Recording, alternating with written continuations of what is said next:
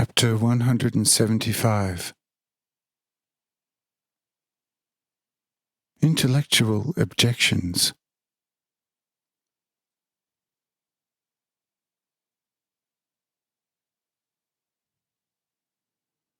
When the 99 had heard this from Olad, their key speaker rose again and said to Olad,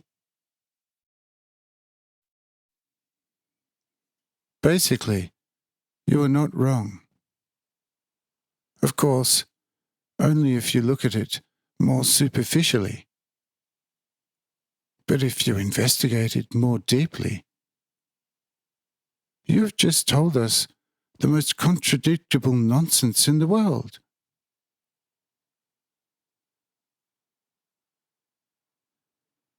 But in order that you may see that I have not spoken to you in the name of my brethren with an ill-intentioned proposition, I will give you a proper explanation.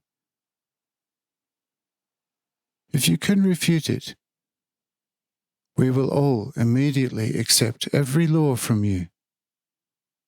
But if you most certainly cannot, then we will withdraw and give you your teaching together with this golden palace. And so please listen to me good-naturedly.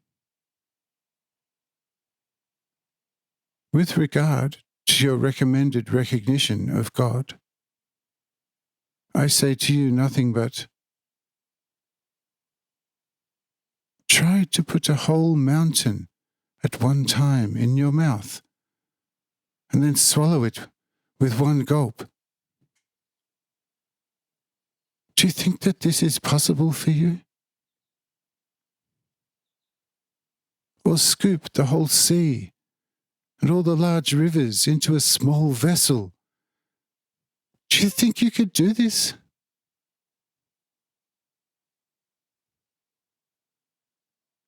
Now imagine the infinitely large, eternal God in himself, and his endlessly large and countless many works. And then add yourself as a dusty, most tightly restricted and limited worm to it.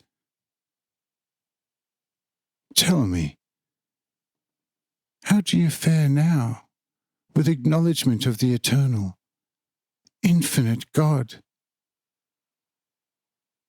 Will his endless everything have sufficient space in your utter nothingness before him? Or can you gloat with the knowledge of God, if you at the most know about him what I know? Or do you believe to have seen the whole God, if he, by an externally functioning spirit, thus only through a minutest ray of power out of him, has presented himself to you visually? Oh, see, how foolish you still have to be, if you believe this. Truly, I regard him as the most arrogant and biggest fool in the world, who wants to boast of, either by his actions or his words,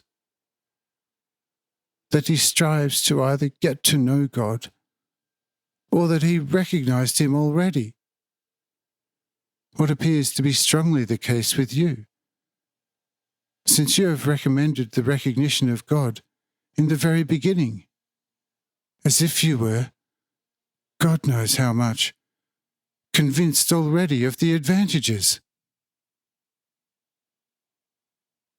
You hopefully will realize this nonsense, which nevertheless one can listen to. But where do we stand with love God above all? Brother, friend, if I only could lend you my head with my pretty much bright mind, you would shudder at your stupidity. See, what we call love is the real life force of man. The stronger his love, the stronger is his life. In old people, love decreases, and in the same relation, also his life. Death is the end of love, and thus also the end of life, which daily experience teaches us. But tell me, how much of the life force has room in you? Behold, surely no more than your volume allows you. For no man has ever lived apart from himself. With this life force or love, you can absorb perhaps relatives and beings of equal size to you. For 1 to 10 women, it will probably be sufficient for some years. But for hundreds of thousands with a united force, not 1 hour. You will collapse completely exhausted and be entirely extinguished in your folly. From this, it is clear that man can only love as much as his volume. Anyone who wants to love more is like someone who, to become wise, engages in all branches of knowledge, and at the end only knows insignificantly little of everything, but nothing on the whole, and therefore is a completely useless individual.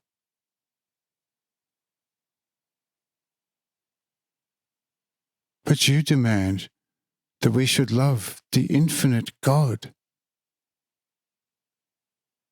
And on top of it, above all. But with what and how, I ask you? Are you able to light up and warm the whole earth at night with a torch in your hand? No, your experience tells you.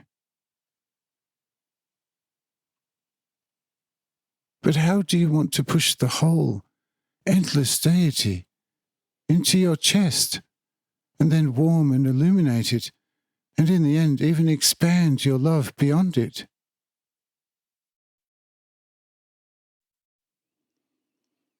If you only have a mind the size of an atom, you'll have to see the folly at first sight indeed, which you have imposed on us.